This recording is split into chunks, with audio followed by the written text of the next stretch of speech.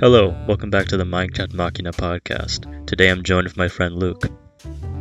Hello there. Today we're going to be talking about Minecraft and its connection to the human experience, ourselves, and our world entirely. Indeed. Now, to start us off, Legos are often boasted as a toy to act as a spring to release the limitless imagination held within our heads. However, every parented child knows the great lie behind this. Due to the turbulent increase and decrease of the price of crude oil, Legos are expensive. If you wish to bring to existence the epic duel for Gotham's soul between Batman and the Riddler in the Batcave, Batman the Riddler face-off, it will cost you around $80. The police patrol boat, sold by Lego on the other hand, is $60, while Wildlife Rescue Operation is around $90. Your childhood dreams are crushed by the overbearing price of the key to limitless imagination, and no amount of begging and pleading can break the iron fortitude of your 2008 recession-era parents, leaving your dreams to remain an eternity in your head. Yeah, I know that feeling very true. I remember I was big into the Lego theme Legends of Chima. It was Yeah. It was the it was like the furry Legos theme. It was mostly because of the cartoon. Yeah, those are great, dude. Those are great. Yeah. I myself, I was kind of into the you remember that Star Destroyer set that Lego released a few years ago? Yeah, so I begged my parents for that every day. I thought about it every day, night and day. I thought about it. Eventually, one Christmas, I received it, and I kind of realized something. Once I built the monstrosity that it was, I kind of realized that once you finish a task, whether it's building a Lego set, going to the gym, just anything like that, your mind kind of wanders and you kind of contemplate what will next grab your attention. It's really interesting. Yeah. But I unfortunately never got that experience because the thing was I wanted the big frozen elephant, but the elephant was $90.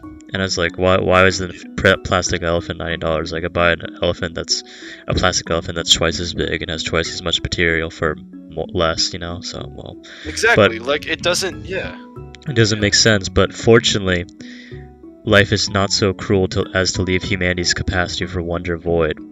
On May 17th, 2009, a date which will live in infamy, Marcus Notch Person released a demo of the sandbox video game Minecraft, which took place in a buggy world composed of 1 meter by 1 meter blocks, and these blocks could be placed or destroyed.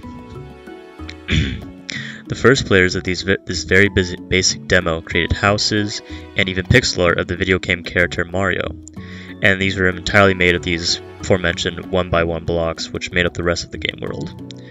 These early pioneers of Minecraft showed that Minecraft had the potential for the fabrication of even the most complex parts of the human imagination.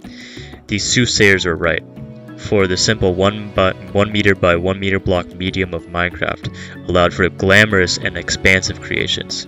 For instance, but not limited to, a recreation of Westeros from the Game of Thrones and a scale model of the HMS Titanic. 1-to-1 scale. This paired with Minecraft's greatest champion, its one-time price of $30. Because unlike Lego, Minecraft doesn't charge a fee for every one of its blocks placed. And this allows for the enterprise of the mind to flow without ceasing. This combination of amazing attributes has allowed Minecraft to become the most sold game of all time, with 238 million units sold, leaving Grand Theft Auto, which is the second most sold game, with a measly 155 million units sold. What is one to do with such an amazing invention such as Minecraft? What can be done with the greatest gift in all of creation? What if we consider all the quartz of such a game? In our pondering of the mechanisms of Minecraft, we might just gain a deeper grasp of the mechanisms of our own world. That's a very good inference, Luke. But let's start with this. In the game Minecraft, there exists a component called online multiplayer, where separate players can play the game together on different multiplayer servers, which are online. These servers can be shared by friends, family, and and even strangers. These can gain a pretty good amount of popularity, with hundreds of individuals logging onto these servers to play Minecraft simultaneously. These populated servers often act as a medium to share inventions and creations and just to share experiences together through the online component. These usually operate with a implementation of rules which govern the players of the world. The rules often include no stealing, no profanity, no destruction, and so on. However, there exists a less popular subtype of servers: anarchy servers. Yeah, no, anarchy servers are much different from normal servers. They function without rules, actually. Players are free to do whatever they please. This doctrine most eventually shows itself in the spawn area of the anarchy server, where all players entering the server begin in their game.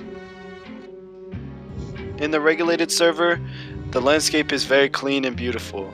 Protected players mark the ground, and in the horizon the skyline is dotted with oak trees and flowing waterfalls. In their anarchy server, however, the landscape is gray, stripped of its soil and forests, stripped of its life, warped by thousands of craters from explosion. The skyline is smothered by the silhouettes of massive scales of rock, stone scales formed by the players that poured hot lava from the sky, let it cool, and left the resulting stone and obsidian obelisks. The sun is also blocked by these, and only the residual magma is what dimly lights the landscape with an ominous orange haze. This destruction seems to be completely devoid of creativity, only seeming to be blind destruction. However, a study of this chaos in the anarchy servers showed that it was creativity that allowed for such havoc. On the most popular Minecraft anarchy server, which is named 2b2t, players use mechanisms of Minecraft to facilitate both their creativity and their lust for ruination. Players created brigades of tanks, squadrons of bombers, and thousands of cannons, using them against other players and their own creations. These players made machines built through their creativity is what automated the destruction of the server.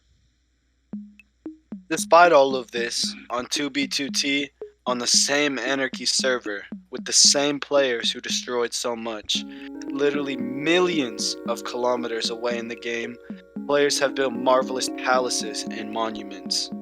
Symmetrical pillars of limestone stretch into the sky, supporting a slab of marble which is embroidered with the designs of lapis lazuli. In another build, an angel is carved from solid gold and is decorated with rubies and sapphires, among other gems. The same players that use their creativity to carve up the world with their machines of war use their same creativity to build creations for no other practical purpose than to impress and agitate the imaginative organ that resides in every man. Humanity distinguished itself from other species by manufacturing tools, building fires, and fabricating shelters. It is through our imagination that we survived and came to rule the world. It is through our imagination that we create weapons of mass destruction, build systems of oppression, and muzzle our own minds.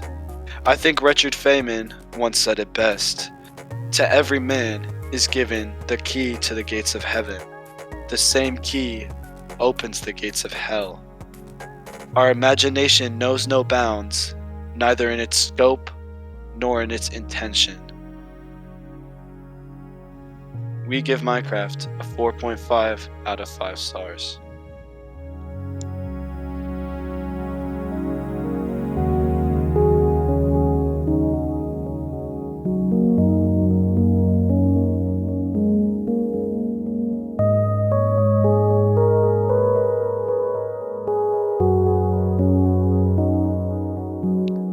Thank you for listening to our podcast. I hope you tried to enjoy what we said, or our conclusions, or our attempts to make something out of nothing. I hope you could bear with our